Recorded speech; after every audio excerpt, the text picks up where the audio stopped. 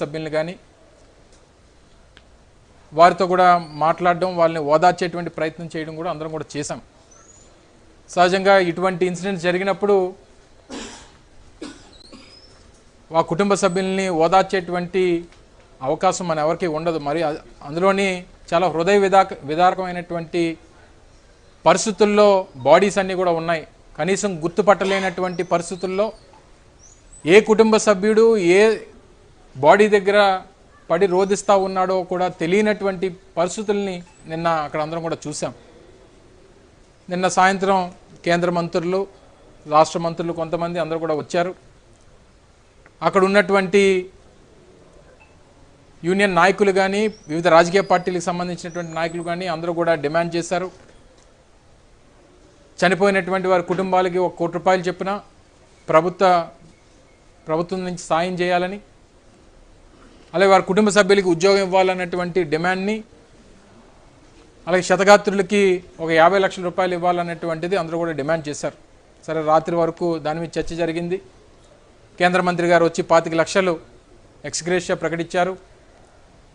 ఇవన్నీ జరుగుతున్నటువంటి క్రమంలో ఈరోజు స్థానికంగా ఉన్నటువంటి రాష్ట్రానికి సంబంధించినటువంటి ఉప ముఖ్యమంత్రి గారు, అలాగే ముఖ్యమంత్రి గారి కొడుకు షాడో సీఎం కూడా ఈరోజు రావడం జరిగింది. వచ్చిన తర్వాత వారు మాట్లాడినటువంటి తీరు చూసి ఈ ప్రాంతంలో ప్రజలందరూ కూడా ముక్కును వేలేసుకునేటువంటి పరిస్థితి వచ్చింది. వాళ్ళు వీరు దేనికి వచ్చారు, వీరు వచ్చినటువంటి దానికి కారణం ఏంటి, కేవలం రాజకీయాలు చేయడానికి వచ్చారా, రాజకీయాలు మాట్లాడడానికి వచ్చారా, లేదా కుటుంబాలకి ధైర్యం చెప్పి వారికి ఏదో ప్రభుత్వం తోడుగా ఉంటుందనేటువంటి భరోసా ఇవ్వడానికి వచ్చారా అనేటువంటిది అర్థం కాలేదు ఎవరికి కూడా. ఉదయం నుంచి జరిగినటువంటి సిరీస్ ఆఫ్ ఇన్సిడెంట్స్ చూస్తే, ఉదయం షాడో సీఎం గారు, ముఖ్యమంత్రి గారు కొడుకు వచ్చి కేజీహెచ్ దగ్గర అక్కడ వివిధ కార్మికుల సంఘాలకు సంబంధించినటువంటి నాయకులు ఉంటే వారితో మాట్లాడినటువంటి తీరు చూసాం. ఏ రకంగా మాట్లాడాడో, ఎంత ఫ్రస్ట్రేషన్లో మాట్లాడాడు అనేటువంటిది కనబడతా ఉంది. ఎప్పుడు ఫ్రస్ట్రేషన్ అనేటువంటిది ఒక మనిషికి వస్తుంది? నీ చేతగానితనం బయటపడిన తర్వాత ఇటువంటివి అడ్డుకట్ట వెయ్యలేక చేసినటువంటి తప్పులు ప్రజలు ఎక్కడ ప్రశ్నిస్తారనేటువంటి భయం వచ్చినప్పుడు ఈ రకమైనటువంటి ఫ్రస్ట్రేషన్ వస్తుంది. ఆయన మాట్లాడినటువంటి తీరు కూడా ఒక నియంతలాగా మాట్లాడాడు. సహజంగా ఒక వ్యవస్థలో పనిచేసేటువంటి క్రమంలో, ఒక సంస్థలో పనిచేసేటువంటి క్రమంలో నీ సహచరులకు ఏదైనా అయితే నీకు సొంత కుటుంబ సభ్యులతోనే సమానం. నేను పనిచేసేటువంటి ఒక రాజకీయ పార్టీలో కానీ, మీరు పనిచేసేటువంటి ఒక మీడియా ఛానల్లో కానీ, లేదా ఒక ఇండస్ట్రీలో పనిచేసినప్పుడు మన సహచరులకు ఏదైనా జరిగితే మన కుటుంబ సభ్యులు జరిగినట్టే చూస్తాం. ఈ మనిషి ఏం మాట్లాడతాడు, మీ ఇంట్లో ఎవరన్నా పోయారా అంటే, నీ ఇంట్లో ఎవడన్నా పోతేనే వచ్చి నేను అడగాల? దానికి మా ఇంట్లో పోయినోడు ఎవడన్నా వచ్చి ఆ బాధలో వారు ఏం జరుగుతుందో తెలియనటువంటి పరిస్థితులు ఆ కుటుంబ సభ్యులు ఉంటే, ఆ కుటుంబ సభ్యుల తరపున కార్మిక సంఘాలు ప్రభుత్వాన్ని ప్రశ్నిస్తే నీ తాలూకా సమాధానం అంత యారగెంట్గా ఉంటే, కొంతమంది పెద్దలు చెప్తా ఉన్నారు, కుక్కను తీసుకొని వచ్చి కనకపు సింహాసనం మీద కూర్చోబెడితే ఈ రకంగానే వ్యవహరిస్తుంది అన్నటువంటి మాట. ఏ రకంగా అంటే అంత బరితెగించి ఓదార్చాల్సినటువంటి సమయంలో తిరిగి రెచ్చగొట్టేటువంటి మాటలు మాట్లాడినటువంటి సందర్భాలు చూసాం. కార్మిక సంఘాలని సీనియర్ మోస్ట్ నాయకులు, బహుశా వారు ఆ కార్మిక సంఘాల్లో పనిచేసేటువంటి సమయానికి బహుశా నువ్వు పుట్టుండవు కూడా. అంత senior most trade union leaders అక్కడ ఉంటే వారిని నీకు అధికారం ఉంది కాబట్టి నీకు చెల్లిపోతా ఉంది. అధికారం ఎప్పుడు శాశ్వతం కాదు.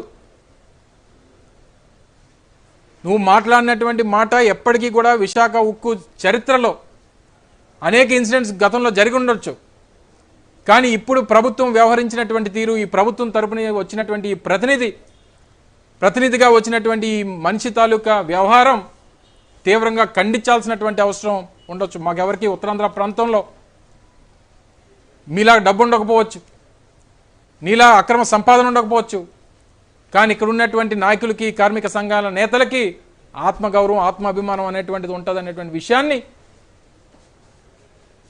ఈ సందర్భంగా గుర్తు చేస్తూ ఉన్నాం.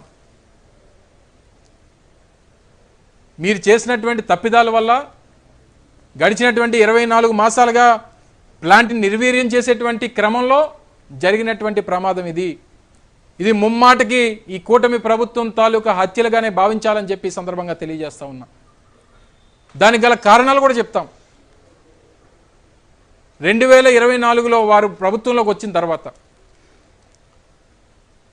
ఎప్పటి నుంచో పనిచేస్తున్నటువంటి కాంట్రాక్ట్ వర్కర్స్ని, సీనియర్ మోస్ట్ ఉన్నటువంటి పర్మనెంట్ ఎంప్లాయీస్ని బలవంతం పెట్టి, ఎంప్లాయీస్ని అయితే బలవంతంగా వాలంటరీ రిటైర్మెంట్ చేయాలని చెప్పి మెగా విఆర్ఎస్ అని చెప్పి వాళ్ళ మీద ప్రెజర్ పెట్టి, వారి మీద పని ఒత్తిడి పెట్టి, అయితే మీరు ఈ పని చేయాలి లేకపోతే రిటైర్మెంట్ చేసుకొని వెళ్ళిపోండి అని చెప్పి వారి మీద ప్రెజర్ చేసేటువంటి కార్యక్రమం చేశారు. ఈ 24 మాసాలు వారు అధికారంలోకి వచ్చినటువంటి 24 మాసాల్లో దాదాపు 6,000 మంది కాంట్రాక్ట్ ఎంప్లాయీస్ని తొలగించారు. విఆర్ఎస్ పర్మనెంట్ ఎంప్లాయీస్ని దాదాపు 1,800 మందితో విఆర్ఎస్ పెట్టించారు. సహజంగా వయసు రీత్యా రిటైర్ అయిపోయినటువంటి వారు నెలకి 100-150 మంది చొప్పున దాదాపు 2,000 మంది పైగా రిటైర్. ఈ నెలలో 200 మంది రిటైర్ అవుతూ ఉన్నారు. ఈ జూన్ మాసంలో 200 మంది రిటైర్ అవుతూ ఉన్నారు. అంటే 2024లో ప్లాంట్లో ఉండేటువంటి వర్క్ ఫోర్స్, అటు పర్మనెంట్ కానీ కాంట్రాక్ట్ ఎంప్లాయీస్ కానీ 30,000 మంది ఉంటే అది ఈరోజు దాదాపు 16,000-17,000కి చేరిపోయింది. అంటే 30,000 మంది చేయాల్సినటువంటి పనిని ఈరోజు 15,000-16,000 మంది చేస్తూ ఉన్నారు. అంటే ఎంత పని, డబల్, 100% పని ఒత్తిడి వారి మీద పెరిగింది. దేశంలో ఏ ప్రభుత్వ రంగ సంస్థల్లో లేనటువంటి ఒక విధానాన్ని ఈరోజు విశాఖపట్నం స్టీల్ ప్లాంట్ తీసుకుని వచ్చారు. ఏం చెప్తారు? ప్రొడక్షన్ లింక్డ్ శాలరీస్ ఇస్తాం మీకు. అంటే నువ్వు ఎంత పని చేస్తే, ఎంత ప్రొడక్షన్ వస్తే దాన్ని బేస్ చేసుకొని నీకు శాలరీస్ ఇస్తాం. అంటే ప్రొడక్షన్ వారికి ఇచ్చినటువంటి టార్గెట్ 100% ఉంటే వారు 80% చేస్తే వారికి ₹1,00,000 రావాల్సినటువంటి జీతం 80,000 వస్తుంది. దేశంలో ఏ ప్రభుత్వ రంగ సంస్థలో ఈ విధానం ఉందో చెప్పమనండి. ఎప్పుడన్నా ఎక్కడన్నా ఉన్నటువంటి జీతంకి నువ్వు అడిషనల్గా పనిచేస్తే లేదా ప్లాంట్కి అడిషనల్